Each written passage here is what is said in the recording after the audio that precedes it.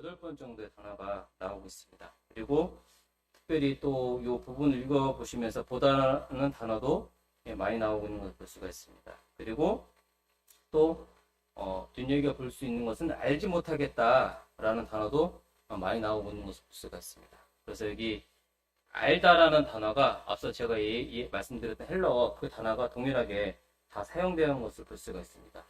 그리고 특별히 여기 등장인물이 많이 나오고 있지는 않는데 막달라 마리아가 나오고 있고 또 베드로가 나오고 있고 또 예수께서 사랑하시던 그 다른 제자 아마 이제 요한을 가리키는 것 같습니다. 요한이 나오고 있는 것을 볼 수가 있는데 특별히 저희들이 오늘 본문을 통해서 눈여겨봐야 될 그 인물은 바로 막달라 마리아라고 볼 수가 있습니다. 관찰을 해보면 이와 같은 단어들이 나오고 있고 이 단어를 이렇게 이 단어를 뽑아서 잘 생각을 해보면 이 단어로 문장을 쉽게 만들 수가 있어요. 이렇게. 그죠? 막달라 마리아가 무덤에서 봤지만 알지 못했다. 라고, 그래서 이 말을 잘 정리를 해보면 또 그렇게 또 정리가 되는 것을 볼 수가 있습니다. 오늘의 본문의 주제는 아까 말씀드렸던 A로 알다, 보다, 인지하다, 감지하다 그런 뜻입니다. 그래서 이 단어는 어떤 것을 알았을 때 히브리어로 야다의 경험에서 아는 것 그런 거 틀리게 그리고 눈으로 보는 그런 것이 아니고 어떤 사실을 인정하여 아는 것. 그래서 어떤 것을 사실 인정하고 그것을 인정했을 때 알 수 있는 것 아니면 어떤 것을 좀 주의 깊게 관찰했을 때 알 수 있는 것 그런 의미가 포함되어 있습니다. 그래서 이 단어가 그런 단어인데 이 단어가 여기 본문에 나와 있는 알지 못하겠다 막달라 마리아가 계속 알지 못하겠다라고 계속 이야기하고 있는 그 단어 속에서 이 단어가 사용되었고 마지막에 이제 이 막달라 마리아가 예수님을 증거하는 증인으로서 증거할 때 내가 주를 보았다라고 18절에 나와 있는 그때 주를 보았다라는 그 보았다 단어도 동일한 헬라어 이 알다라는 단어가 동일한 단어입니다. 근데 좀 의미가 좀 다른 그와 같은 단어가 사용되었는데 뒤에 다시 말씀드리도록 하겠습니다. 그래서 오늘의 주제는 알다, 특히 인지하다라고 생각을 해보시면 말씀을 이해하실 때 어떤 사실을 인정한 것을 통해서 알 수 있는 것, 그 부분이 바로 오늘의 본문 주제 말씀을 생각해 볼 수가 있습니다.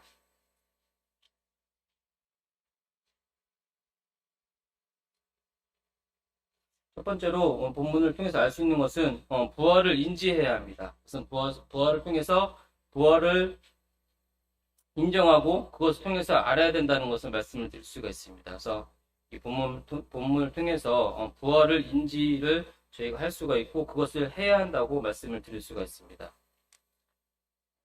1절에 보시면은 돌이 무덤에서 옮겨진 그와 같은 상황을 말씀을 하고 있습니다. 막달라 마리아가 안식 후 첫날 일찍이 어두울 때 달려왔습니다. 달려왔는데 그가 본 것은 그 무덤에 있던 돌이 옮겨진 그 같은 사실을 현장을 목격하게 되었습니다.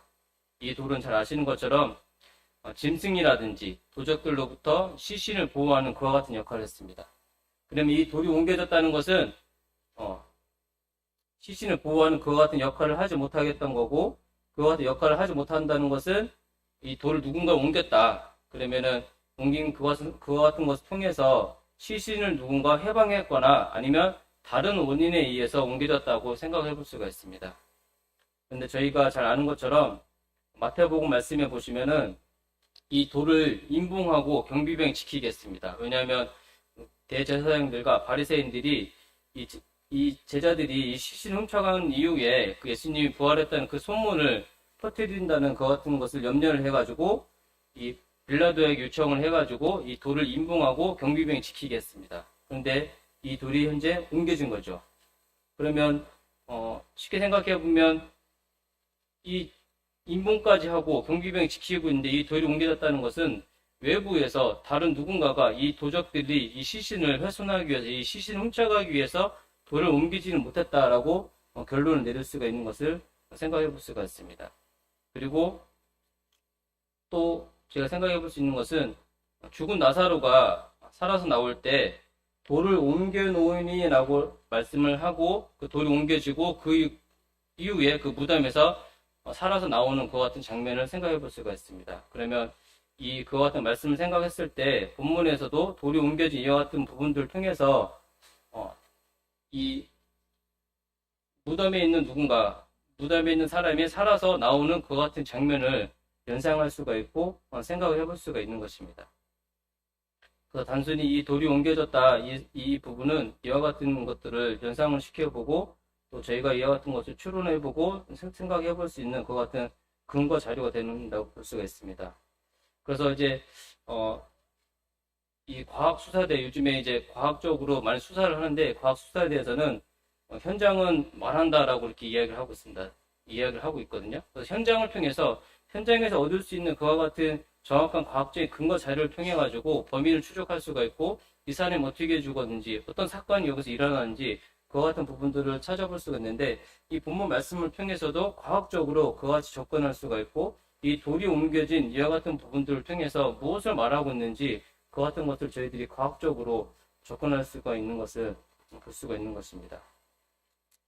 그리고 이 날은 1절에서 이야기하고 있는 것처럼 안식구 첫날 일찍이 아직 어두울 때였습니다. 그 안식구 첫날이라고 생각해 보시면은 금요일에 예수님께서 십자가에 못 박혀 죽으셨기 때문에 성경대로 사흘 만에 살아나시려면 안식구 첫날이라는 그 시점이 되어야 됐습니다. 하지만 그 시점 다시 한번 생각해 보면 그러면 그 전날은 안식일이었다는 것을 생각해 볼 수가 있습니다. 그럼 안식일은 유대인들은 절대 일을 안 하잖아요. 그렇기 때문에 그러면 누군가 예수님의 시신을 훼손시켰을 것 같은 일이 발생하지 않을 거라 생각이 들 수가 있는 거죠. 왜냐하면 일하지 않는 안식일이기 때문에. 그리고 또 생각해 볼 수 있는 것은 민수기에 있는 것처럼 사람이 시체를 만지는 것은 이랫동안 부정한 그와 같은 일이었기 때문에 누군가 이 시신을 만진다는 것은 유대인들은 다 꺼려하는 그와 같은 일들이었습니다. 그렇기 때문에 그와 같은 부분들을 생각을 해봤을 때 이 시점에 누군가 이 시신을 훼손한다는 것은 발생하기 힘든 그와 같은 상황이었다는 것을 생각을 해볼 수가 있습니다. 그리고 이 세마포와 수건에 대해서 본문 말씀에서 말씀을 하고 있는 것을 볼 수가 있습니다. 이 세마포에 대해서는 5절에 놓여있는 세마포라고 이렇게 표현하고 있는 것을 볼 수가 있습니다. 세마포는 잘 아시는 것처럼 19장 40절에 보시면은 죽은 사람의 시체를 쌀 때 그 싸는 역할을 하는 것이 바로 이 세마포였습니다. 그 세마포가 지금 가지런하게 정리가 되었다는 것은 이 시신이 없어짐을 의미하고 또 누군가 이 시신을 훔쳐갔다면 이 세마포를 가지런하게 정리하거나 아니면 이 시신이 썩는 가운데에서 조금이나 상처가 있거나 부패가 진행되고 있는 이 시신을 세마포가 쌓여있는 채로 갖고 갈 것이지 이것을 가지런하게 정리해놓고 가지 않을 거라고 추측을 해볼 수가 있기 때문에 이 노예는 이 세마포를 통해서 시신이 없어졌다는 것을 의미를 하고 있는 것입니다. 그리고 두 번째로 이 수건을 생각해 볼 수가 있습니다. 이 수건에 대해서 실절에 딴 곳에 쌌던 대로 놓여있는 수건이라고 말씀하고 있습니다. 이 수건은 시신을 쌀 때 시신의 입이 이렇게 벌어지는 것을 방지하기 위해서 입을 다물게 하기 위해서 세마포로 다 싼 다음에 그 위에 보통 세마포의 바깥쪽에다 이 수건을 둘렀다고 합니다. 그렇기 때문에 이 수건이 세마포와 다른 곳에 가지런히 정리가 되어 있다는 것은 이 시체를 훔쳐간 것이 아니고 스스로 누군가 이 수건을 벗어서 그것을 정리를 해놨다고 이해를 할 수가 있습니다. 이와 같은 부분들을 통해서 예수님의 부활이 일어날 수밖에 없었고 이와 같은 근거들을 통해서 누군가 이 시신을 훔쳐갔다고 보기에는 너무나도 힘든 그와 같은 환경이고 또 그를 통해서 반대로 예수님의 부활을 통해서만 이 같은 상황들이 다 이해가 되고 설명할 수 있는 것을 생각해 볼 수가 있는 것이죠. 그리고 가장 중요한 것은 이 무덤에 시신이 없는 그 같은 무덤이었습니다. 그렇기 때문에 이 시신이 어디로 갔냐? 누군가 이 시신을 가져가거나 훔쳐가지 않았다면 이 시신이 도대체 어디 갔는지 생각을 해보게 됐을 때 앞서 말씀드린 그와 같은 상황들과 정황들 살펴봤을 때 예수님의 부활로 설명하지 않고는 이와 같은 상황들을 설명할 수가 없는 것을 볼 수가 있습니다. 그렇기 때문에 이와 같은 부분들을 통해서 부활을 인지해야 할 수밖에 없는 상황인 것을 볼 수가 있는 것입니다. 그리고 이제 또 이 세마포와 수건, 그리고 여기 위에 보시면은 19장 39절에 일찍 예수께서 밤에 찾아왔던 니고데모도 모략과 치명 섞은 것을 100리트라쯤 가지고 온지라 라고 이렇게 나와 있는 것을 볼 수가 있습니다. 이 100리트라쯤이라는 것은 마리아의 그 향품이 1년 정도의 사기라고 한다면 이 100리트라쯤은 제 성경책에 보니까 2리트라가 약 454g이라고 합니다. 그러면 이걸 100배니까요. 4,500, 400g이라고 볼 수가 있거든요. 그게 이 니고데모가 바친 이 향품은 거의 100년치의 품삯이라고 합니다. 그러면 어마어마한 가치를 갖고 있는 건데, 이 본문 말씀에서 보시면은 이 100리트라쯤에 대해서 이 향품에 대해서 언급하고 있지 않고 세마포하고 수건이 가지런히 정리가 되어 있다는 것을 보면 이 100리트라쯤 되는 향품도 전혀 어디 훔쳐가거나 어디 없어지지 않은 그 같은 부분들을 생각했을 때 시신이 없는 이 무덤에 이 누군가의 시신을 훔쳐갔다고는 전혀 상상할 수가 없고 그 같은 일이 발생했다고 볼 수가 없는 것을 생각해 볼 수가 있는 것입니다. 그리고 증인이 있었습니다. 바로 베드로와 다른 제자. 앞서 말씀드린 다른 제자는 요한을 이야기하고 있는 것을 볼 수가 있는데, 베드로와 요한이 이 현장을 구부려 살펴봤다고 이야기하고 있습니다. 즉 자세히 어떻게 됐는지 그 현장, 시신이 없어진 그 무덤을 자세히 살펴봤다고 보고 있고, 또 이들이 하고 있는 행동들을 보면은 현장을 아주 잘 보존하는 그와 같은 역할들을 했습니다. 막달라 마리아가 이 돌이 무덤에서 옮겨진 것을 보고 시몬 베드로하고 이 요한에게 가서 이야기했을 때 이들이 그 무덤까지 달려갔습니다. 달려갔는데 이 요한이 베드로가 조금 더 젊어서 그런지 아니면 달리기 더 잘해서 그런지 먼저 도착을 하게 되었거든요. 먼저 도착을 했는데 이 도착을 먼저 한 이 요한이 무덤에 먼저 들어가지 않았어요. 왜 들어가지 않았을까 생각을 해보면, 만약에 먼저 도착한 이 요한이 무덤에 먼저 들어가서 거기에서 어떤 행동들을 하거나 어떤 행동을 하지 않았더라도 다른 누군가 생각했을 때는 네가 먼저 들어가서 그렇게 정리하지 않았니? 라고 오해의 소지를 받을 수도 있었는데, 이 요한은 먼저 들어가지 않았어요. 들어가지 않고 구부려서 살펴보기만 했고, 그 이후에 베드로가 들어와서, 성격이 급한 베드로가 먼저 들어가서 살펴보고, 요한은 밖에서 그거 살펴보고, 나중에 그때 무덤에 갔던 다른 제자들도 같이 들어가서 모든 환경들을 다 살펴보는 것을 통해서 이들은 그 사건 현장을 정확하게 객관적으로 잘 살펴보고 또 그 현장을 잘 보존하는 그와 같은 역할들을 하면서 증인으로서 해야 될 또 그런 역할들을 다 하고 있는 것을 볼 수가 있습니다.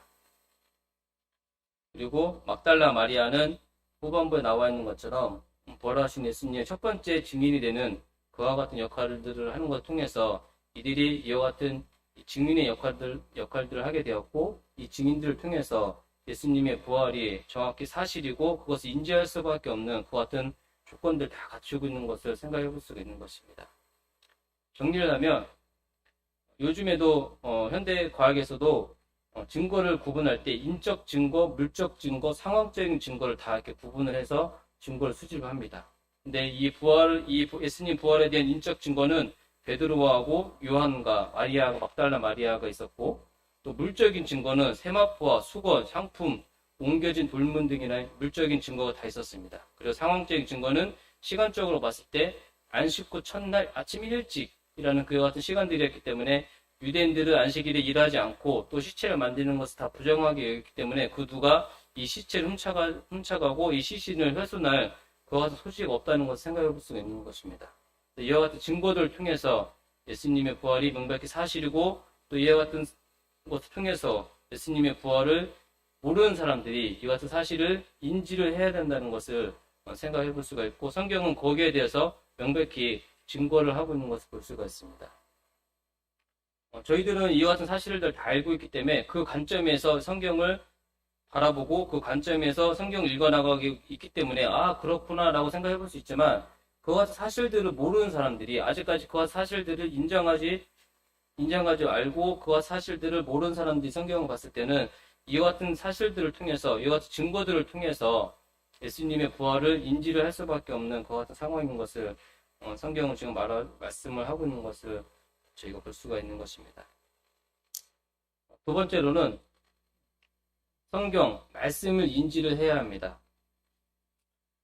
예수님의 사역의 기준은 늘 성경대로 성경에 응하게 하신다고 말씀하시면서 거기에 따라서 시기와 때와 장소 또 어떤 행위들을 다 하신 것을 볼 수가 있습니다.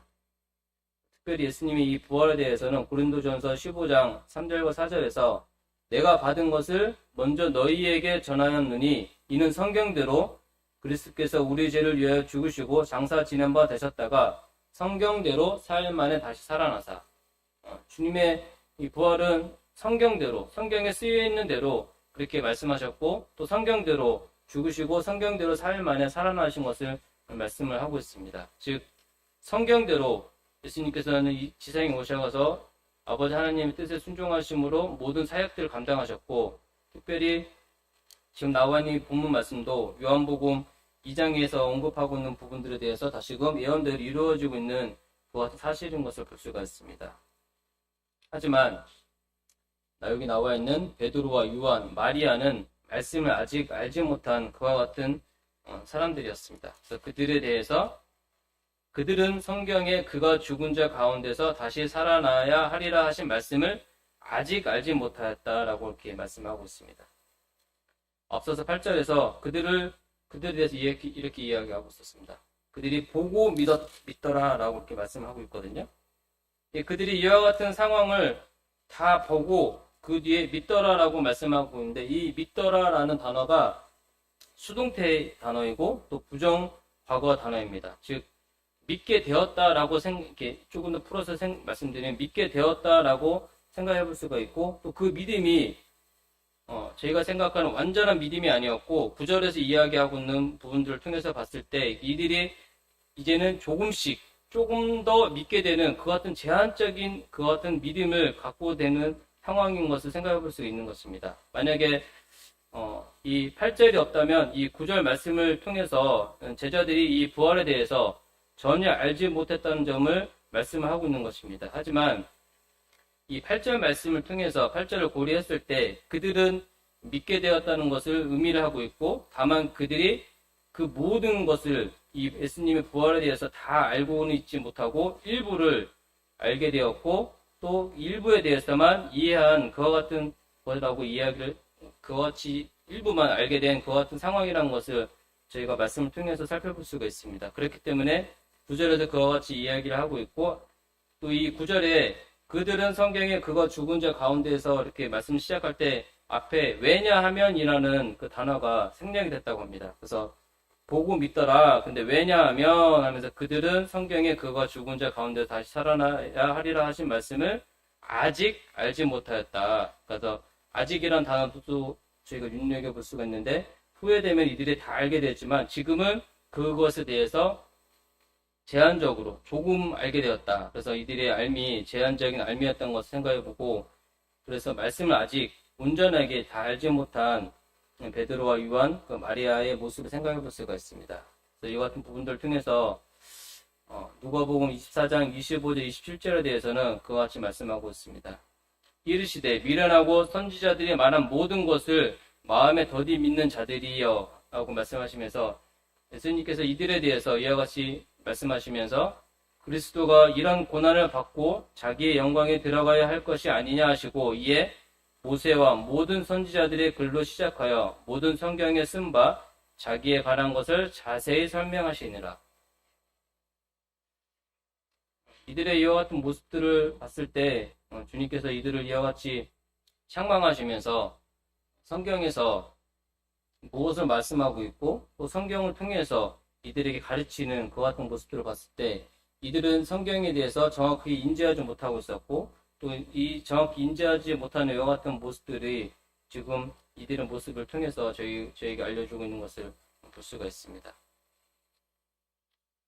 그리고 막달라 마리아의 반응을 보면은 더 그 모습을 명확하게 볼 수가 있습니다.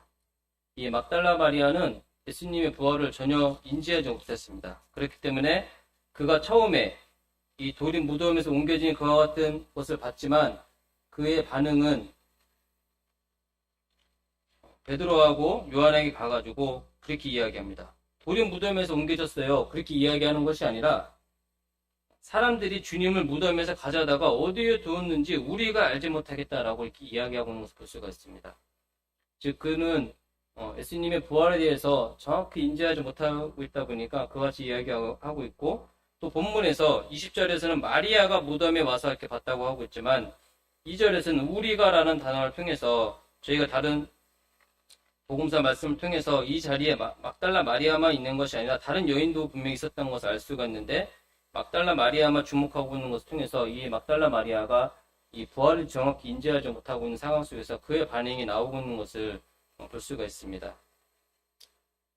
만약에 막달라 마리아가 하나님의 말씀을 온전히 다 알았고 또 성경대로 그것이 다 이루어지고 있는 것을 알았다면 그는 향품을 바르러 이 무덤에 가는 것이 아니었고 예수님의 부활을 확인하러 갔을 것이고, 또 예수님이 시신이 돌물이 옮겨지고 그 안에 구부를 살펴봤을 때 예수님 시신이 없는 것을 봤다면 그는 주님께 감사하고 또 그 부활의 소식을 제자들이 가서 막 알리고 또 증거했을 텐데, 그런 그와 같은 것을 알지 못하다 보니까 오히려 이 돌이 무덤에서 옮겨진 그와 같은 것을 통해서 누군가 시신을 가져갔다라고 그와 같이 이야기하고 있는 그와 같은 모습들을 볼 수가 있는 것입니다. 그러면서 계속해서 그의 모습을 살펴보면은 11절에서도 마리아는 무덤 밖에서 서서 울고 있더니 울면서 구부려 무덤 안을 들여다보니, 그는 계속해서 무덤 밖에 서서 울고 있었습니다. 아주 큰 소리로 크게 슬퍼하고 있었고 계속해서 구부려서 무덤 안을 들여다보면서 예수님의 시신을 생각했던 거죠. 누가 이 시신을 훔쳐갔는지, 내가 사랑하고 내가 사모하는 우리 주님의 시신을 누가 훔쳐갔냐고 하면서 계속해서 그 시신에만 쳐다보고 이 시신에만 이 막달라 마리아는 계속해서 생각을 하고 있었던 것을 볼 수가 있습니다. 그러면서 14절에서도 돌이켜서 예수께서 서 계신 것을 보았으니 예수이신지 알지 못하다. 계속해서 이 막달라 마리아의 모습을 보면은 전혀 말씀을 알지 못하고 있는 상황 속에서 그가 부활을 인지하지 못한 그와 같은 모습들이 본문 말씀을 통해서 계속해서 있는 것을 알 수가 있습니다. 하물며 자신의 앞에 나타난 이 예수님을 동선주기인 줄을 아는 그와 같은 막달라 마리아의 모습을 볼 수가 있는 것입니다. 그리고 또 말씀을 정확히 인지하지 못한 이 제자들의 모습은 이제 집으로 돌아가는 제자들의 모습을 볼 수가 있습니다. 그들은 10절에 이에 두 제자가 자기들의 집으로 돌아가리라. 이들이 만약에 이 말씀을 정확히 알고 있었고 또 성경대로 이 말씀이 이루어지고 있는 사실을 알았다면 이들 또한 집으로 돌아가지 아니하고 예수님의 부활에 대해서 증거하고, 또 저희가 알고 있는 것처럼 이 부활을 경험한 제자들이 담대하게 복음을 전파하고 또 주님을 증거했던 그와 같은 모습들을 보여야 했지만, 이들은 그와 같은 것에 대해서 정확히 알지 못하는 것을 통해서 집으로 돌아가게 되고 또 물고기를 잡는 제자들의 모습들을 살펴볼 수가 있고, 또 그 앞에 나타난 예수님을 알아보지 못하는 그와 같은 제자들의 모습을 저희가 21장 말씀을 통해서 또 살펴볼 수가 있습니다.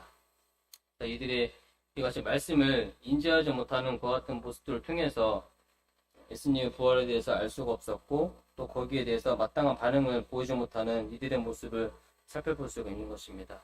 그래서 말씀을 성경에서 무엇을 얘기하고 있고 또 그 성경에서 말씀하신 것이 어떻게 이루어지고 있는지 그 말씀을 정확히 인지하는 것이 또 필요하다는 것을 교훈받을 수가 있습니다. 세 번째로는 주의 말씀을 들을 때 정확히 인지를 할 수가 있습니다. 막달라 마리아가 이제 예수님의 첫 번째 증인으로서의 역할을 하게 되는 것이 바로 막달라 마리아의 이름을 불러주실 때 주님을 만나게 되는 그와 같은 모습들을 볼 수가 있는 것입니다. 16절에 예수께서 마리아야 하시거늘 마리아가 돌이켜 히브리 말로 랍오니 하니 라고 말씀하고 있습니다. 그 전까지 그는 예수님께서 마리아 앞에 나타났지만 그가 동산주기인 줄 알았고 그를 알아보지 못했지만 16절에 와서 비로소 예수님께서 마리아의 이름을 불러주셨대. 선한 목자가 그 양의 이름을 불러줬을 때 양이 거기에 반응하는 것처럼 막달라 마리아가 거기에 반응하는 모습들을 볼 수가 있는 것입니다. 요한복음 10장에서 저희가 배운 대로 문지기는 그를 위하여 문을 열고 양은 그의 음성을 듣나니 그가 자기 양의 이름을 각각 불러 인도하여 내느니라.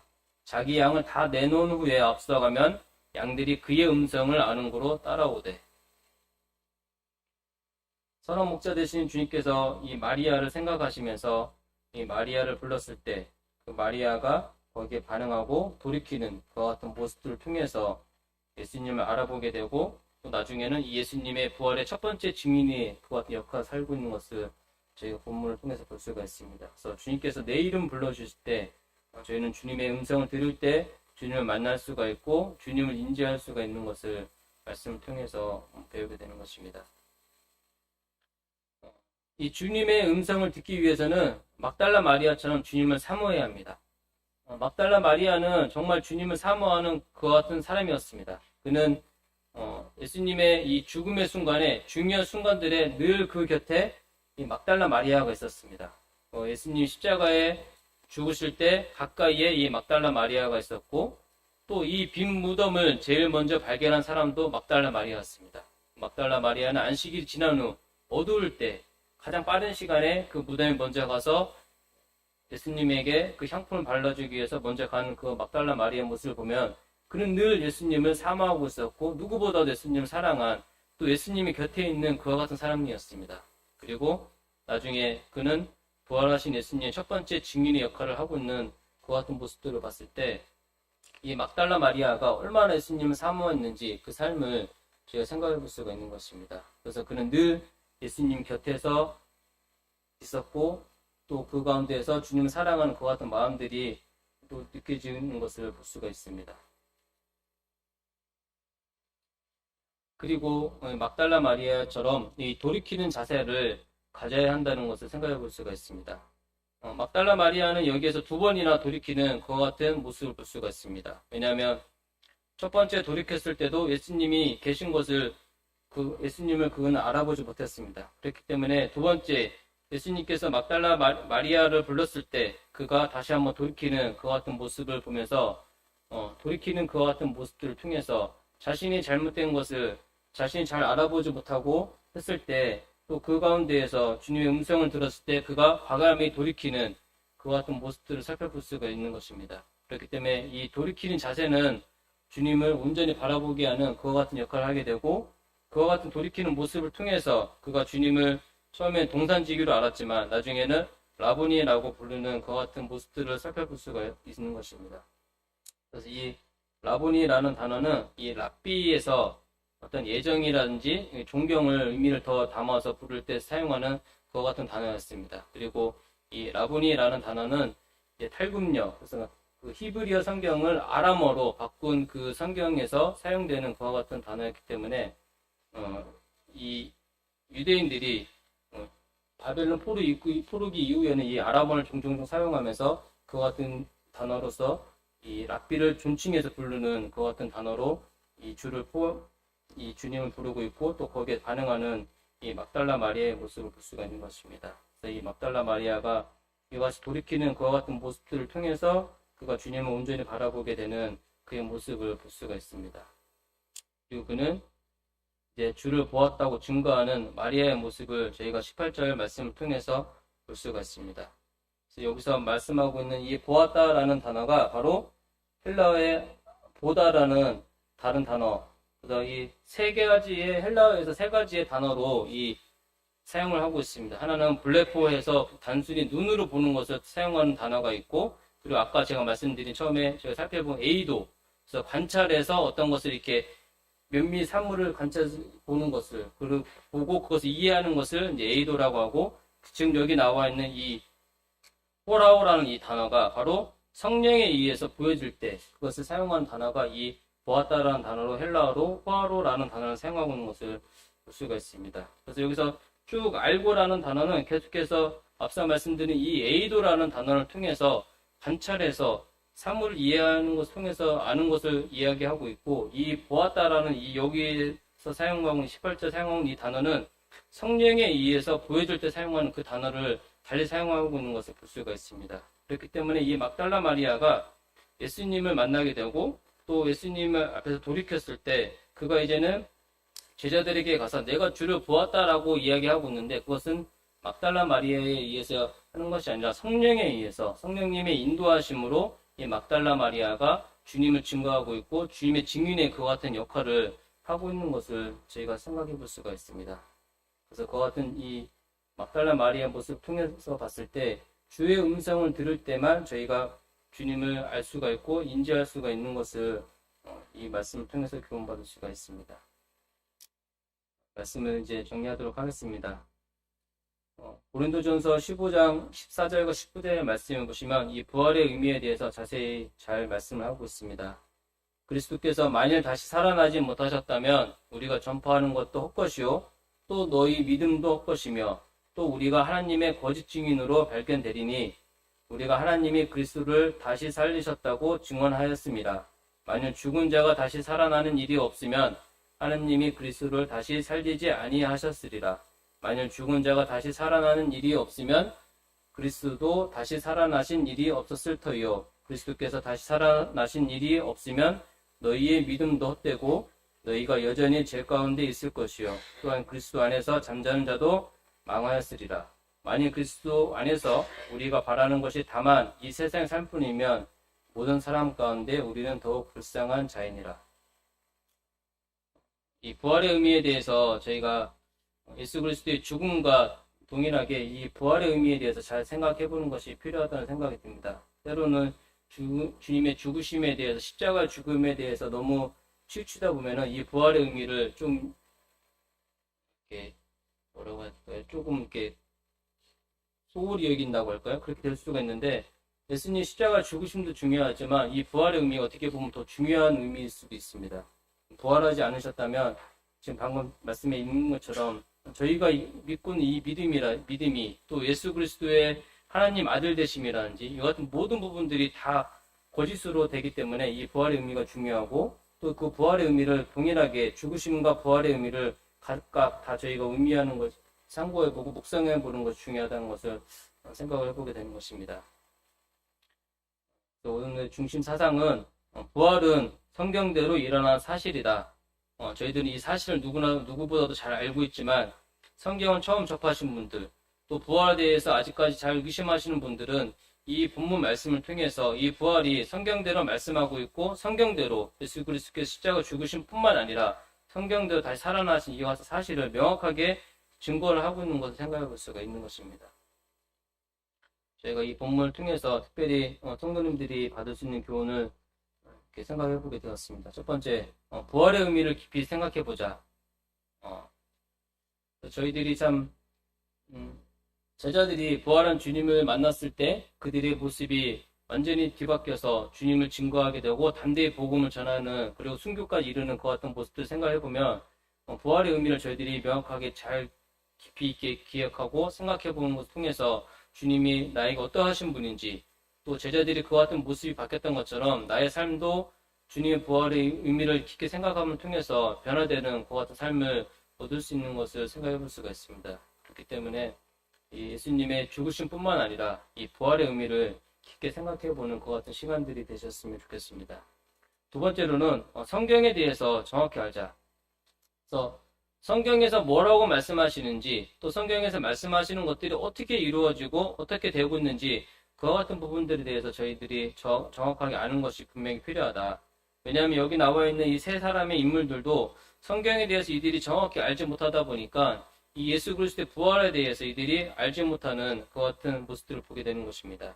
그래서 성경에 표현하고 있는 것처럼 아직 알지 못하다라고 표현하고 있는 것을 보면은 저희가 성경에 대해서 정확히 알지 못한다면 저희 또한 아직 알지 못하는 그 같은 부분들이 있을 수 있는 것을 생각해 볼 수가 있는 것입니다. 그래서 성경에 대해서 잘 알지 못한다면 주님의 사역이 분명히 저희 가운데 있을지라도 저희들이 그 뜻을 다 이룰 수가 없는 것을 이 세 명의 제자들을 통해서 세 명의 인물을 통해서 저희가 살펴볼 수가 있습니다. 그리고 막달라 마리아처럼 늘 예수님 곁에 있는 저희들이 되셨으면 좋겠다는 말씀을 드리고 싶습니다.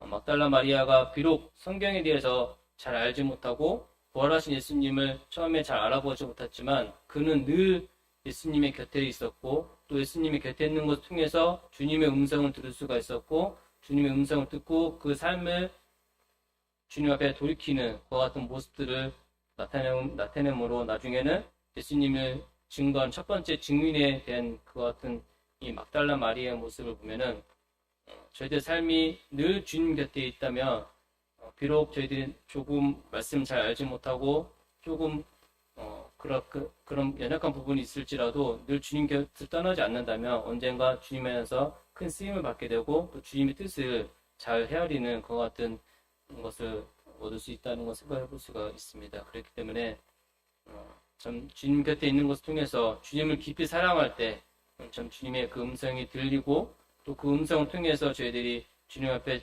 때로는 잘못한 부분들이 있다면 돌이킬 수 있고 또 성령님의 인도하심을 받게 되는 그와 같은 삶을 살 수 있는 것을 생각해 볼 수가 있습니다. 오늘 본문 말씀을 통해서 예수 그리스도의 부활과 또 이 성경에 대해서 그리고 늘 참 주님의 곁에 있는 성도님들 되시는 그런 마음이 있습니다. 특별히 참 이제 코로나가 좀 안정화가 되면서 정기적인 집회가 이렇게 활성화가 된다면 참 저희들이 참 주님 곁에 있는 것이 바로 교회에 같이 있는 거고 성도님들이 모이는 곳에 늘 함께 있는 것이기 때문에 실제적으로 참 주님 곁에 있는 삶을 또 저희들이 교회 중심적으로 성도님들 모이는 그 회중 가운데 늘 함께 있는 모습을 통해서 참 주님 곁에 있는 저희 서도님교회 성도님들이 되시기를 바라는 마음이 있습니다. 이상 말씀 그 제가 마치도록 하겠습니다.